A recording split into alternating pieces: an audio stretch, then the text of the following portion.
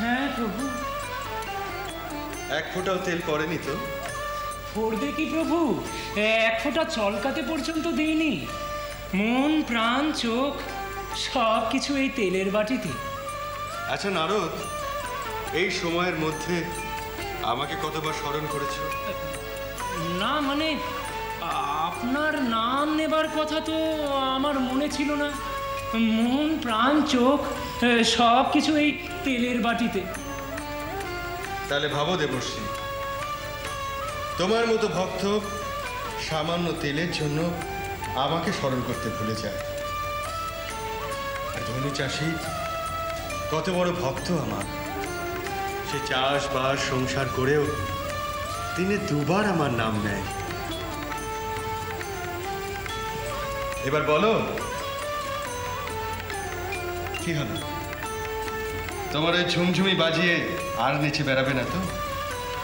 প্রভু প্রভু প্রভু।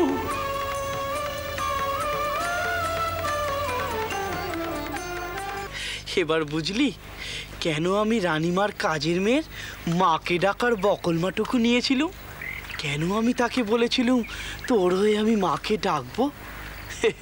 ওর হয়েছে ওই ধনু চাষির দশা।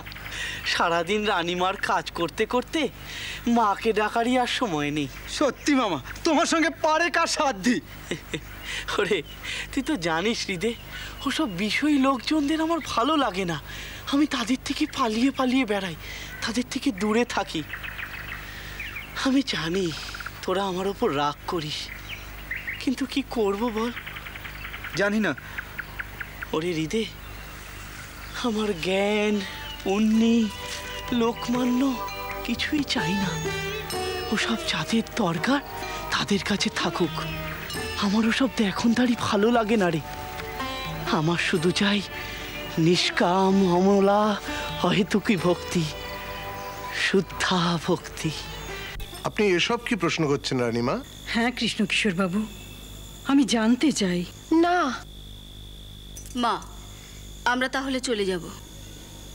ও মা, যাবি কি রে? তোদের ধর্মকথা শোনাবো বলেই তো ওনাকে এরেদা থেকে ডেকে আনলাম। না, আমাদের ওসব শুনে কাজ নেই। আর তাছাড়া তুমি বা যত বাজে কথা মাথায় নিচ্ছ কেন বলো তো? নিচ্ছি, দরকার আছে তাই। তোদের শুনতে ইচ্ছে হলে শোন, আর তা নইলে চলে যা। আপনি বলুন কৃষ্ণ কিশোর বাবু, আমি আপনার কাছে শাস্ত্রের ব্যাখ্যা শুনতে চাই। আমি আত্মাকে জানতে চাই, যে আত্মা সম্পর্কে কেউ কোনো স্পষ্ট করে কিছু বলে যায়নি, তার স্বরূপ কি। প্রশ্ন থেকে যায় যে মরবার পর তার কোনো অস্তিত্ব থাকে কি না। আমি সেই আত্মাকে জানতে চাই। এখন এসব নিয়ে ভাবছেন কেন রানীমা? আমার জানার সময় হয়েছে। মা, না মা, আপনি বলুন কৃষ্ণ কিশোর বাবু, ওদের কথা শুনবেন না। বড় কঠিন প্রশ্ন করেছেন আপনি রানীমা। এ প্রশ্নের উত্তর দেওয়ার মতন জ্ঞানী বা গুণী কোনোটাই আমি নই। আমি অতি সাধারণ মানুষ, নিজের তৃপ্তির জন্য এটা ওটা চর্চা করে থাকি মাত্র। আপনাকে বোঝাবার মতন বিদ্যা বুদ্ধি আমার কোথায়? কিন্তু আমি যে জানতে চাই। এ বড় কঠিন প্রশ্ন করেছেন রানীমা। এই প্রশ্নের উত্তর আরো কঠিন। আমি অতি সাধারণ মানুষ, নিজের তৃপ্তির জন্য এটা ওটা চর্চা করে থাকি মাত্র। আপনাকে বোঝাবার মতন বিদ্যা বুদ্ধি আমার কোথায়? কিন্তু আমি যে জানতে চাই। এ বড় কঠিন প্রশ্ন করেছেন রানীমা। এই প্রশ্নের উত্তর আরো কঠিন। তবু আপনি বলুন, আমি শুনবো। মা, একটু আগে তুমি বলছিলে তোমার শরীর খারাপ। সেই জন্যেই তো শুনতে চাই। ভারী জেদ তোমার মা। সেই জন্য তো তুই অত জেদ পেয়েছিস। আপনি বলুন কৃষ্ণ কিশোর বাবু, অধ্যাত্মের পাঠ ও ব্যাখ্যাতে আপনি সুপণ্ডিত। আপনি আমাকে এটুকু আলো দিন।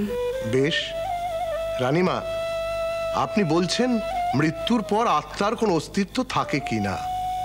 রানীমা, মৃত্যু কি আপনি জানেন? দেহের নাশ।